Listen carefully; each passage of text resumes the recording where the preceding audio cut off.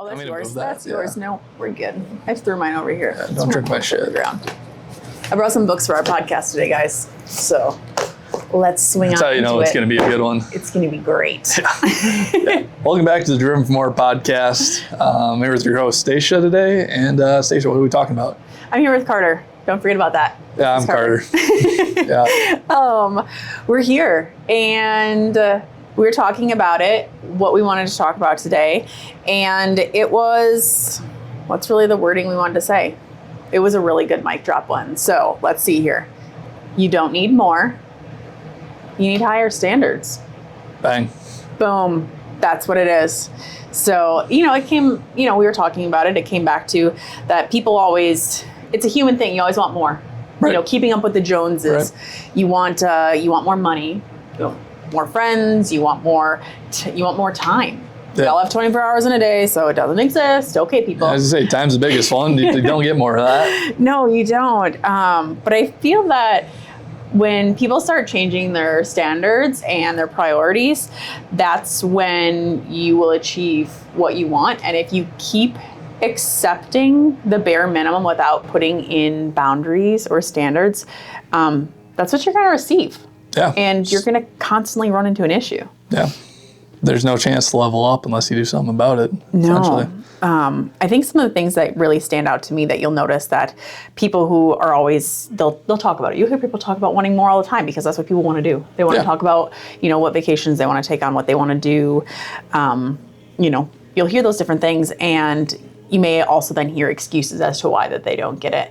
And you're only as good as your systems and your processes and your procedures, because when motivation disappears, when it goes dwindling. Back, you fall back to what you accept, what your discipline is, what your habits are.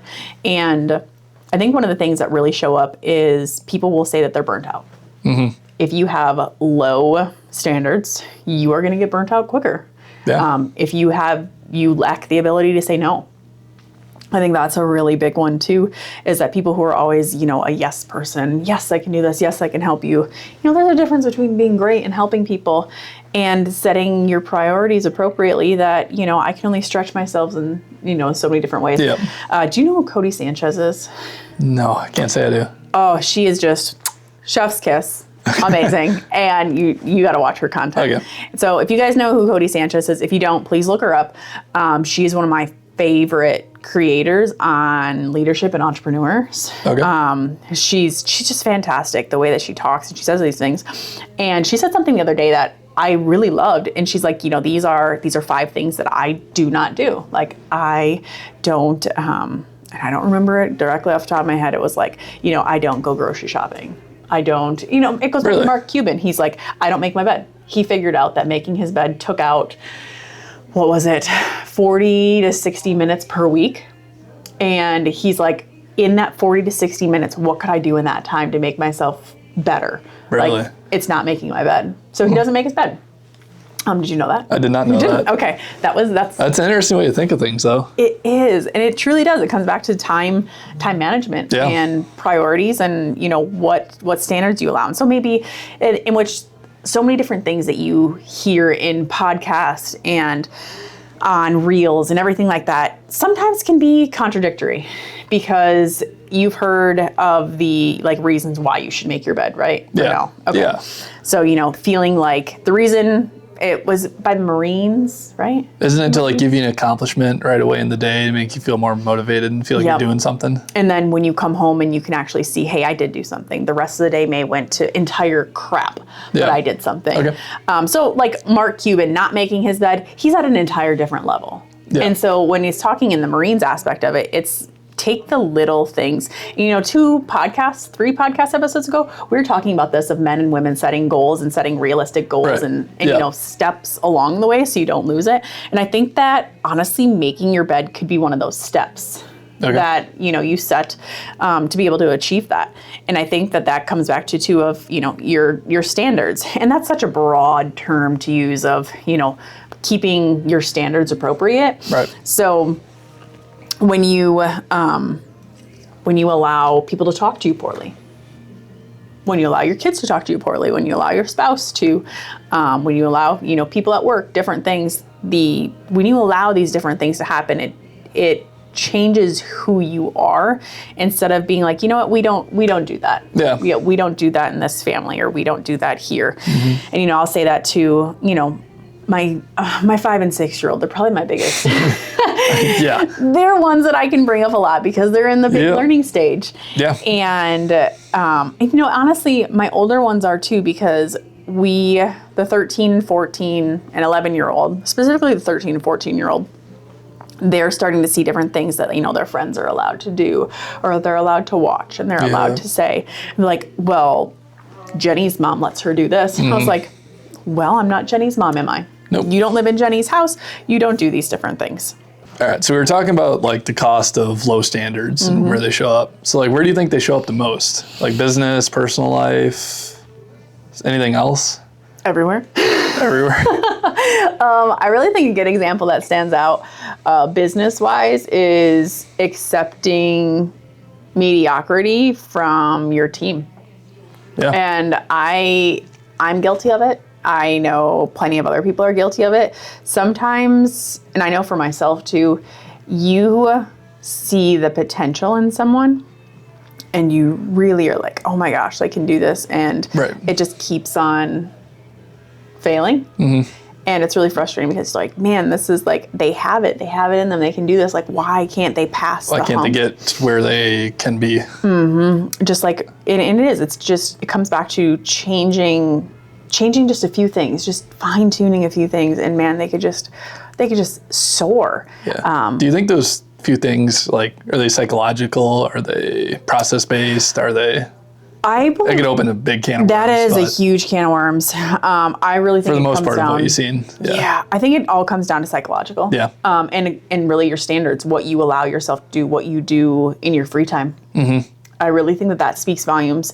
And I've been talking to that a lot with, my oldest daughter, is that, if you want to get to the next level in volleyball, you want to play collegiate when you get older, you can't expect to do that with just 6 hours of practice a week. Right. Like, you need to be doing more. You need to be doing different things every single day because, beasts are built. It sounds so goofy, but like saying it like that. But I have to say this to like 13-year-old, like, if you want to be a beast here, you have to be building that when no one can see you. Right. You can't just be amazing in practice, because you need to work outside of practice when people don't see you. Right. And that's the same thing for everyone else too, of working on yourself inner to better yourself, whether it comes from reading books. We've got some books along with us. Or listening to podcasts and exercising, all of these different things. Set the bar higher for yourself. I think that's really important. But so business, accepting mediocrity, and something that I had to teach myself. I don't know if I've told you this one. I feel like I might have. It's an extra deep one. Okay. So, man, I wonder if I have. This is like a moment here that I'm like, oh my gosh, have I told him this one? I feel like I have, but maybe I haven't here. Maybe, I don't know. All right. So I don't even know. You're like, I don't even know what avenue you're going on, Stacia. When you see the potential in someone else, it's a reflection of you. Oh, yes. And that's the potential that you're seeing. Yeah. Oh, that one it gets me because it's so true. You see what you would do if you were in their shoes, but you're not them. Nope. You don't know what's going on in their mind, in their head, in their personal life, or anything. Right. And that's a really hard thing to accept. Yeah. Is you just see the potential, and they aren't achieving it, but really their potential is a reflection of you. And that's really difficult. So mediocrity in business is a huge one. Family, the amount of people that you will hear that hate going to family gatherings during the holidays because they're like, oh, this toxic person here, this, that, and the other. It's like, why do you put yourself in that position? Just because they're blood? Like, what? That makes no sense. Why would you want to be around someone if they're bad for you? They're like bad for your soul. And not just that, like friends too. I don't think that you should be friends with anybody who, when you are with them, you feel drained. Yeah. They don't fill up your cup and make you a better person. You want someone who motivates you. You don't want to feel exhausted when you leave when you leave them. Do you get what I mean on that one? Yeah, I get what you mean. Is that, I've had that, I've had that through my life where I've had friends come and go. And I know sometimes when we're at the, the go moments is when I do feel exhausted. It isn't as fun to just hang out and do normal stuff, like go shopping with them, have a conversation with them, go out to eat, do any of those things. And it just feels more draining versus fulfilling. Yeah. And that's what I know, it gets done. And I am very, very particular with my standards on friends and who I allow into my inner circle. Right. Because I am so protective of my peace and my family's peace that I don't have very many friends. I don't, it's just not something that I do. I have a lot of acquaintances. Yeah. But no one you would call like, not a ton or of not people. a ton of like, yeah. You don't keep a lot of close. No, I don't. And I think that's a good thing because that truly speaks volumes in what I'm preaching about, that I do set my standards really appropriately because of that, because less is more when it comes to those, those things. And not everyone, will necessarily agree with how I parent, how I do different things. But I want to have the right people around me and around my family and making, all of us be better people. Yeah. So it is really important. And then the final one you had said, you're like anything else here. I really think it comes back to yourself. Yeah. If you're not setting high standards for yourself, you just feel like shit. Yeah. Right? Yeah. If you're just constantly just stuck in where you are. You end up just making excuses for yourself and you just don't, you don't feel great. It's like, when you choose to, one that kills me. Oh, this kills me. Okay. All right. When you see people go to the airport in frickin' pajamas. What are you wearing? What are you wearing? Stop wearing pajamas to the airport. Like, unless you are taking a red eye. No. Do you wear, if you tell me you wear pajamas at the airport, I'm going to just die. No. Do you think you should like dress up to the airport? Is that what you're... I don't think you need to be in a suit and tie, but I think you need to look nice. Yeah. If you want to, I think of it too, like if I put on, it's not always, but if I put on makeup, I feel a little bit better about myself. And it's not huge because, for this, I put on a little bit more than what I normally do. But you feel just a different level. You feel better. If you wear an outfit that is great quality, you feel better. Like your sweatshirt, you're like, dude, I'm in a great sweatshirt. I'm a baller. This feels so nice. Just boost your confidence. It does. And you feel better. And you're just raising your standards. And I feel like you can just start in minuscule ways and step your way up to getting there. For a woman, eating the right breakfast and putting on the right clothes and just those little things can step you up. And saying, I don't go to the grocery store in sweatpants. Right. I set that up with my kids too. They have to ask me. It's probably bad. This probably shows that I'm strict, but I am. Which Bailey did the other day. We don't leave the house in sweatpants. You need to ask. Like they have to ask. Can I go? Yeah. Like can I? Like what are we doing for this? Otherwise, I make them go back. Like no. The same with their school too. They have a relatively strict dress code, right. And they're not allowed to wear sweatpants to school at all. Leggings have to be under a dress or whatnot. Like yoga pants, you're not supposed to wear those unless they're like a jegging thicker material. Okay. Because school is work. That's your job. Yeah. That is your job as a child. As a kid, yeah. To do that. And I think that's important. And it's the same as here. And when they've complained about it before, I tell them, I'm like, I don't let anyone here come to work in sweatpants. Right.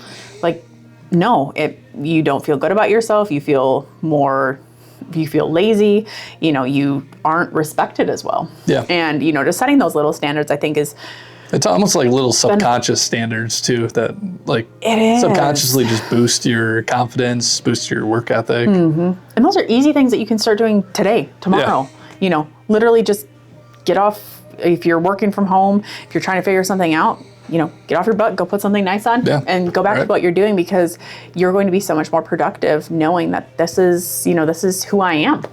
And that's really the subconscious and mental game of it is this is who I am. This is what I do. This is what I accept. And this is what I don't accept. Yeah. So it just, it's really great. So I do like that. But let's see what else I had on here for it. I think that came right back to what I was putting on here. I said, like, how does that, what we were just talking about, I put on here identity shift. And that is, it's just what we were talking about. Yeah, that is exactly what, but, I think closing on it, if you don't like your life, don't ask what you need more of. Yeah. Ask what you're tolerating and start there. So that's our quick episode here today. Got anything else? No, just reflect on your low standards, see what you can do better, and raise them, I guess. Yep. We're all driven for more. Yeah.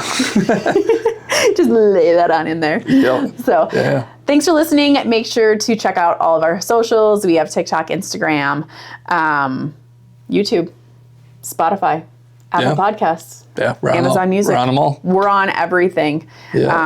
Got a website coming out soon. Website's coming out soon. At the time of this episode, probably could be launched. Could be out by now. So it could be launched. Stay on the lookout for that. If it is launched, I'll throw it in the description. And you'll see it first on Instagram and TikTok. That's probably where I'll end up posting it there. So, at Stacia Ashbach, and you'll find us. So we appreciate you. Take care.